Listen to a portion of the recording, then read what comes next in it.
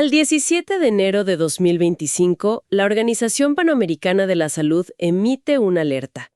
Hablan de un aumento, y uno importante, en la circulación de virus respiratorios en todo el continente americano.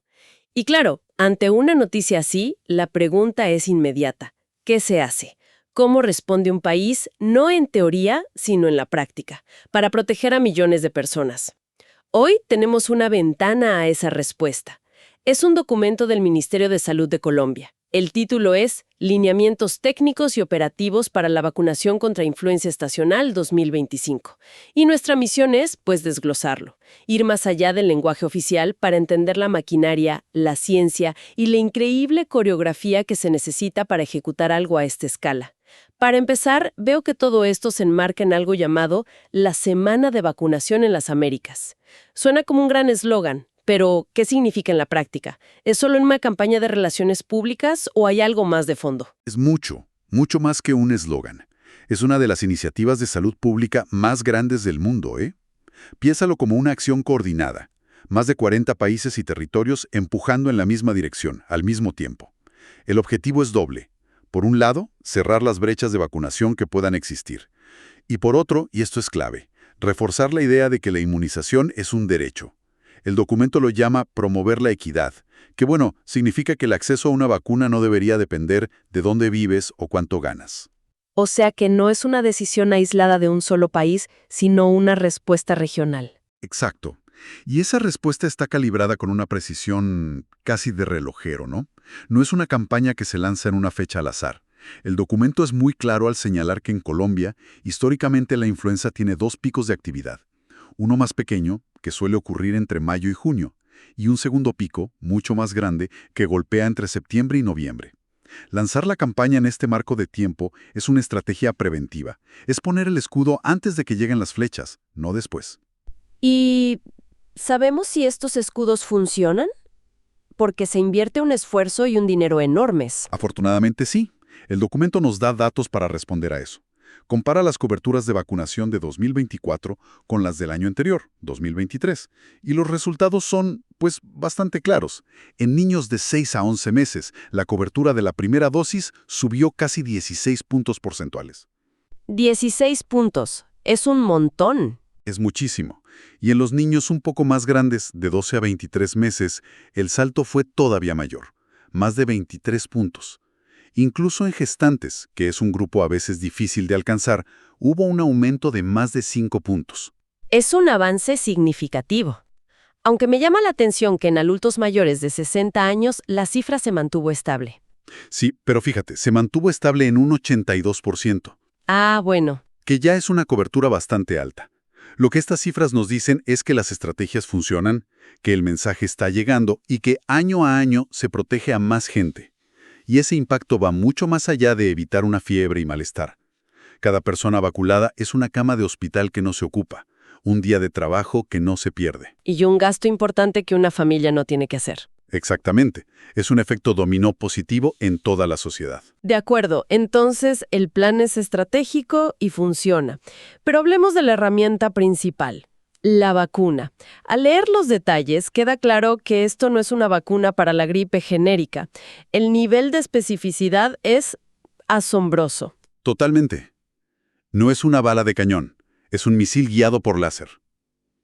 Cada año, la Organización Mundial de la Salud dirige una red global de laboratorios que actúan como centinelas. Vigilan que cepas del virus de la influenza están circulando por el mundo. Y basado en esa vigilancia, hacen una recomendación muy educada sobre qué cepas incluir en la vacuna de la siguiente temporada. Para el hemisferio sur en 2025, el documento nos dice que el cóctel incluye 3 componentes. A ver, un virus A-H1N1 llamado A Victoria, una H3N2 llamado A Croatia, y un virus tipo B, el B Austria. Es una receta hecha a medida para el enemigo. Y el documento hace una distinción que me parece crucial. Habla de eficacia y efectividad. Yo siempre pensé que eran sinónimos, pero aquí los tratan como dos cosas muy diferentes. ¿Cuál es la diferencia? Esa es una de las distinciones más importantes en salud pública. La eficacia es lo que mides en un mundo perfecto. Es el resultado de un ensayo clínico controlado con voluntarios sanos, condiciones ideales, todo medido al milímetro. Responde a la pregunta, ¿funciona la vacuna en el laboratorio? La efectividad, en cambio, es la respuesta a la pregunta, ¿funciona la vacuna en el mundo real? ¿Y qué factores hacen que esa efectividad en el mundo real sea distinta a la del laboratorio? Principalmente dos. El primero es la persona. En el mundo real no vacunas a clones, no. Vacunas a personas de todas las edades, con sistemas inmunitarios diferentes, con enfermedades crónicas. Todo eso influye en cómo responden a la vacuna. Y el segundo factor es la coincidencia viral. La vacuna se diseña meses antes basándose en una predicción. Si esa predicción es acertada y las cepas de la vacuna coinciden con las que circulan, la efectividad será alta. Si el virus muta inesperadamente, pues puede bajar. Entonces, para mantener esa efectividad lo más alta posible, hay que controlar todas las variables que se puedan. Exactamente. Y hay una variable que es la reina de todas, el héroe silencioso de toda campaña de vacunación, la cadena de frío. El documento lo repite una y otra vez. La vacuna debe mantenerse, sin excepción, entre +2 y +8 grados Celsius. Un solo grado por debajo o por encima, una exposición al sol en la parte trasera de una camioneta, y esa eficacia de laboratorio se desvanece. La efectividad en el mundo real depende de miles de refrigeradores funcionando perfectamente. Tenemos entonces esta vacuna de alta tecnología, específica, sensible a la temperatura. El siguiente desafío logístico debe ser monumental. ¿Cómo decides quién la recibe? ¿A quién se apunta con este esfuerzo masivo? Esa es la pregunta del millón, y la respuesta se basa en una sola palabra: vulnerabilidad. El plan es como un mapa de riesgo que identifica a los grupos que tienen más probabilidades de sufrir complicaciones graves si se contagian. En la cima de esa lista están los más pequeños, la población infantil de 6 a 23 meses. Su sistema inmunitario aún está en desarrollo. Luego, los adultos mayores de 60 años, porque, bueno, el sistema inmunitario envejece con nosotros. Y, por supuesto, el personal de salud de primera línea. Médicos, enfermeras, quienes están en urgencias o en cuidados intensivos. Son el muro de contención. El documento también habla de población con diagnósticos de riesgo. Y la lista es exhaustiva. No se limita a decir personas con enfermedades crónicas. Entra en un nivel de detalle que me sorprendió. Sí, la granularidad es impresionante y está basada en evidencia. Por ejemplo, en enfermedades pulmonares no solo menciona la EPOC, habla de asma, fibrosis quística, bronquiectasias, hasta cáncer de pulmón. En el caso de la obesidad, no es cualquier sobrepeso, especifica obesidad mórbida y la define con un criterio clínico, un índice de masa corporal de 40 o más. O con la diabetes, aclara que la prioridad son los que además de la diabetes tienen otras comorbilidades. Es enfocar el recurso donde el riesgo es mayor. Y en esa lista de prioridades están las gestantes. La lógica parece obvia para proteger a la madre, pero el documento sugiere que hay algo más. Mucho más. Es uno de los ejemplos más fascinantes de la vacunación. Al vacunar a una gestante a partir de la semana 14, ocurren dos cosas maravillosas. Primero, la proteges a ella. El embarazo es un estado de, digamos, inmunosupresión natural y la hace más susceptible. Pero lo segundo es que la madre, a través de la placenta, le pasa esos anticuerpos protectores al feto. Es una transferencia de inmunidad pasiva. Espera, entonces es una especie de 2 por 1. Vacunas a una persona, pero proteges a 2. Exactamente. El bebé nace con un escudo temporal contra la influenza, que lo protege durante sus primeros meses de vida. Un periodo en el que es extremadamente vulnerable y todavía es muy pequeño para recibir la vacuna directamente.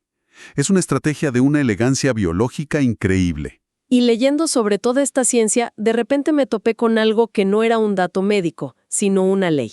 La Ley 13.888 de 2010. Y no se trata de vacunar al paciente. ¿Ah, sí? Esa ley es un ejemplo perfecto de cómo la salud pública puede ser profundamente humana y compasiva.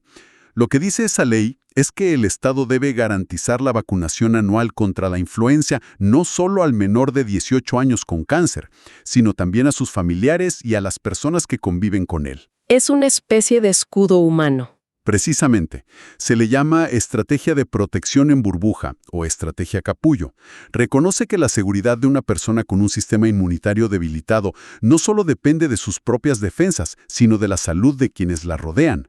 Es llevar la epidemiología al salón de la casa Y es un detalle que muestra una comprensión muy profunda de la vulnerabilidad. Toda esta planificación es asombrosa. Pero bajemos al terreno, al momento de la inyección. ¿Es tan simple como parece? Una enfermera toma una jeringa y ya está. Ojalá fuera tan simple. Hasta el último paso está estandarizado para maximizar la seguridad y la efectividad. La vía de aplicación, por ejemplo, tiene que ser intramuscular profunda, directo en el músculo para que el cuerpo genere la mejor respuesta, pero la dosis y el lugar cambian según la edad. ¿Cómo es eso? Para los más pequeños, los niños de 6 a 35 meses, la dosis es de 0.25 mililitros, la mitad que un adulto. Para todos los demás, la dosis es de 0.5 mililitros. El sitio también cambia. A un bebé que todavía no camina, la inyección se le pone en el muslo, en el músculo vasto lateral. Claro, porque es el más grande que tienen. Justo. Una vez que el niño ya camina y en los adultos, se usa el músculo deltoides, en el brazo. Son detalles que parecen menores, pero son el resultado de décadas de investigación. ¿Y la vacuna en sí viene en dosis individuales, una por jeringa? No, y ese es otro punto logístico crucial. Vienen viales multidosis, o sea, de un solo frasco se pueden sacar varias dosis. Esto es muy eficiente, pero introduce un riesgo de contaminación. Por eso, la vacuna contiene un conservante llamado timerosal, y esto da lugar a lo que se conoce como la política de frascos abiertos. Suena algo muy específico. ¿En qué consiste? Es una regla estricta. Una vez que se perfora el tapón de goma de un vial por primera vez, se le pone la fecha y la hora. Si ese vial se queda en un centro de salud, en un refrigerador controlado, lo que se llama vacunación intramural, puede seguir usándose hasta por 28 días. Pero si ese vial sale a la calle para una jornada en una comunidad remota, o sea, vacunación extramural, el plazo se acorta drásticamente. Solo puede usarse por 7 días. Me imagino la presión. Un equipo llega a un pueblo lejano, abre un frasco y el reloj empieza a correr. Tienen una semana para usar esas dosis o se pierden. Es una carrera contra el tiempo a 8 grados Celsius. Es una carrera, sí. Y para añadir otra capa de complejidad, el documento menciona que trabajan con 2 fabricantes distintos, Seqirus y Grecross. Aclara que, aunque la presentación, la caja, pueda ser diferente, la composición de las cepas es idéntica. Eso da flexibilidad al programa para distribuir lo que esté disponible sin preocuparse. Con millones de personas recibiendo esta vacuna, la seguridad tiene que ser la máxima prioridad. ¿Cuáles son las grandes líneas rojas? ¿Quién no debería recibirla? Las contraindicaciones son muy pocas, pero muy claras. La principal es tener un historial de anafilaxia, una reacción alérgica grave a las proteínas del huevo. Ah, ¿por cómo se cultivan los virus? Exacto. Muchos se cultivan en huevos de gallina. Otra contraindicación es ser menor de 6 meses.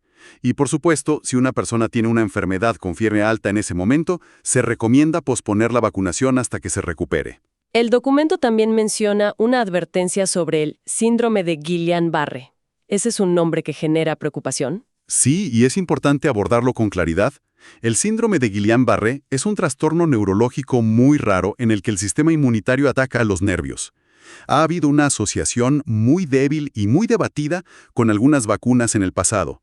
Lo que el lineamiento dice es que si una persona tiene antecedentes de este síndrome, la decisión de vacunar debe ser una conversación cuidadosa entre el paciente y su médico, sopesando los beneficios frente a un riesgo teórico muy bajo. Es un ejercicio de precaución. En este contexto, una pregunta muy práctica que seguro muchos se hacen. ¿Qué pasa con la vacuna del COVID-19? ¿Hay que esperar un tiempo entre una y otra? Esa es una pregunta clave, y la respuesta facilita mucho las cosas. Basándose en las recomendaciones de organismos como el CDC de Estados Unidos y la OMS, el lineamiento es tajante. La vacuna contra la influenza y la vacuna contra el COVID-19 se pueden administrar el mismo día. No se necesita ningún intervalo. Se pueden poner una en cada brazo en la misma visita. Esto es importantísimo para la logística y para la comodidad de la gente. Entonces, si tratamos de unir todas las piezas de este rompecabezas, lo que emerge no es simplemente una campaña de vacunación. Es una operación masiva, casi de nivel militar, que involucra ciencia predictiva, una logística de cadena de frío a nivel nacional y una definición increíblemente detallada de la vulnerabilidad humana. Es exactamente eso. Es una infraestructura de salud pública en plena acción. La mayoría de nosotros solo ve el resultado final, una inyección rápida en un centro de salud. Pero detrás de ese simple acto hay una cadena de frío controlada, un sistema de distribución, personal capacitado que sabe la dosis exacta para cada edad y un sistema de información registrando todo, Es un engranaje inmenso que tiene que funcionar a la perfección. Y eso me lleva a la reflexión final, porque hemos hablado de la ciencia, de la logística, de las personas, pero el documento menciona una última pieza, un sistema de información llamado PyWeb 2.0. Ahí se debe registrar cada dosis aplicada y reportar los avances cada 2 semanas. Y me deja pensando, en una operación de esta magnitud, quizás el mayor desafío ya no es solo la logística de las jeringas y los refrigeradores. Quizás la verdadera frontera ahora es cómo recolectar, analizar y reaccionar a los datos de millones de personas en tiempo real. Cómo se usa esa información para saber si la estrategia está funcionando.